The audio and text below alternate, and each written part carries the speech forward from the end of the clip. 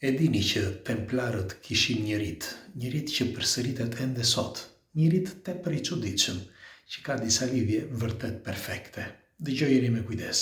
Si gjithmonë kush është rastësisht dhe nuk e ka bërë ende, le t'i bëj like faqes si të shihemi sërish dhe ju falenderoj që jemi prerë bashkë.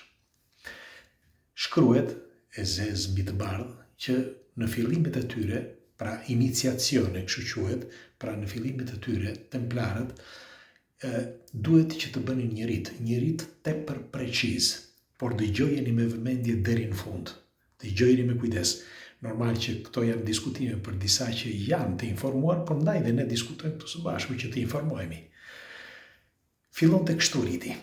Ata ishin pra të rinjt që futeshin për të qenë templar. Templarët që t'ishe templar duhet ishe i përzgjedhur, sepse së pari duhet ishe i rrugëtimit të një gjaku preciz, pra gjakut blu. Dhe tjetra, duhet t'i përshtateshe një shoqërie të denjë, të asaj kohe, njëkohësisht edhe një familjeje. Pra ti nuk mund t'ishe do si do dhe të merje pjesë t'ishe templar. Absolutisht jo. Dhe përveç kësaj, kur vinte momenti që vinte koha që do të vendosesh që ai do të bëhesh pjesëtar i templarëve, bëhesh një ritual. Dhe rituali bëhesh me kapuç, pra të gjithë me kapuç. Dhe që mos të shihnin ai, mos të shihte fytyrat e askujt, sepse mund të kishte të mëdhenj, të vegjël, pra të mëdhenj, po flas në grad. Dhe kur shkonte aty, i bënin një lloj riti duke e pastruar nga mëkatet, pra që të rinte vetëm me të mbathura, dhe e lyenin me një lloj uji të përzierë me vaj, pra uji i bekuar. Dy këto. Pra dy gjëra tepër të rëndësishme, që kush nga ju i njeh e përsëris edhe një herë që është tepër e rëndësishme. Dhe tjetra, secili prej këtyre kur vinte momenti duhet të shkonte, sepse ishte një vend preciz. Në vendet ku pranoheshin këta templarët, ishin disa kështjella medievale, kështjella të vjetra, por me 7 porta. Duhet të kishin 7 porta, po t'i vini re, janë të rralla.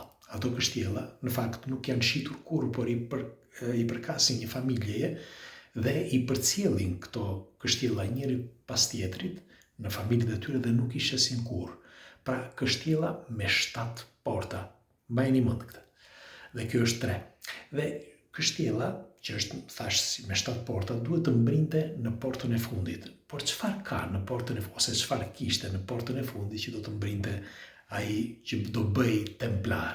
Tani po ja u tregoj. Atëre kalonte portë më portë dhe në çdo portë ai përballej me një pyetje që duhet të jepte një përgjigje të saktë. I jepnin 3 shanse që të jepte përgjigjen e saktë. Nëse sa më saktë ishte përgjigja, aq më grada do të kishte ky njeri në të ardhmen, sepse përveç se do të ishte templar, do bëj pjesë e një riti, pra një rangu si gjithmonë më të madh. Dhe kështu që ai në çdo portë që kalonte i bënin pyetje dhe ishin këto si mund të quhen shtrigat, magjistaret, si të doni ju, ose sensitivet e asaj epoke. Dhe ishin 7 prej tyre, secila prej tyre i bënte pyetje derisa ai kalonte. Kur shkonte në portën e fundit i bënin 7 pyetje, sepse tashmë ai kishte kaluar 6 porta dhe kjo ishte porta e 7. Dhe të gjitha këto përgjigje duhet ishin të sakta, se ndryshe nuk kalonte portën. Pasi ai kalonte portën, sepse i linte gjithmonë, me një fjalë, sepse ishte i ri, që të kishte mënyrë, me fjalë, të kishte shansin që të përgjigjej, kështu që ja bënte 3 herë pyetjen të këtyre të 7-ave, derisa ai kalonte. Kur shkonte në anën tjetër, tani pyetja që i bënte me magjistari etj, kjo është diçka tjetër që është një pikë akoma më e rëndësishme, sepse brenda këtyre pyetjeve dhe përgjigjeve që jepte ai, kishte disa formula tepër të rëndësishme, sepse ju duhet të dini që çdo gjë është formulë, edhe mënyra e komunikimit të njeriut, fjalët që ti përdor, si i lidh këto fjalë etj. Dhe Kur ai shkonte që hapej dera dhe në fund fare shkonte brenda kësaj sale të madhe, mu në mes të kësaj sale, pra pasi kishte hapur portën e shtatë, gjende një tavolinë shumë e gjerë dhe e madhe. Aty e prisnin templarët, pra ata që ishin templarët, shefat e mëdhenj, e prisnin aty dhe në mes të tavolinës gjendej një gotë, por nga to kaliqe, si quhen, sepse duhet të dini që deri nga në mesjet, parafërsisht, janë përdorur kryesisht rrallë përdoreshin nga njerëzit normal, vetëm nga mbretërit edhe e tjerë përdoreshin prej metali ose prej druri, gotat ose enët, i bënin fshatarët me dru, ndërsa dhe rrallë i bënin me metal. Por këto i përdonin vetëm ata të shtresave të mëdha, pra metalin. Dhe akoma më e rrallë ishte një gotë prej qelqi, pra një gotë prej qelqi transparente, që ishte gjë e rrallë. Dhe ne gotat sot ne i përdorim, themi, ua, të pim në diku tjetër, ne na duket kush e di se çfarë. Prisni se po ja them për një sekond. Por po të shikosh disa relike të disa gotave të dikurshme, mbetesh pa fjalë. Ne sot kemi sa të duam gota, por dikur ishin ndryshe, nuk ishin kështu si sot. Pra ishin ose prej druri, ose prej balte, ose ndryshe prej metali. Rrallë ishin ato prej qelqi. Dhe ky pinte në një gotë prej qelqi, por çfarë kishte në këtë gotën prej qelqi? Kjo është e fundit, e para fundit, se do të them dhe gjithë tjetër, pra se mbon. Pinte verë me grimca ari. E dëgjuat mirë. Verë me grimca, me pluhur ari. Ç'është e vërteta, ne pluhurin e arit e kemi futur tani në për ushqimet, pra pluhuri ushqimor, po flas, e kemi futur tani. Pra nuk ka 10 vjet, 15 vjet që është futur.